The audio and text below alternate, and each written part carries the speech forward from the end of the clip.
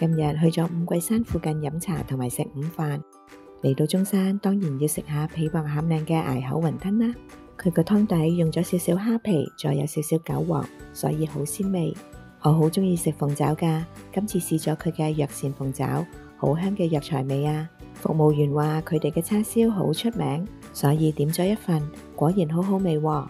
五桂山最著名嘅就係山水，所以今次試咗佢嘅山水豆腐。再蒸咗一條魚，今次用清蒸嘅方法，最後加咗啲豉油同埋熟油。呢個好惹味嘅係香檸骨，啲排骨酸酸甜甜。我覺得佢加咗一啲日本嘅芥辣，除咗檸檬，佢下邊仲煎咗一啲菠蘿，所以特別惹味。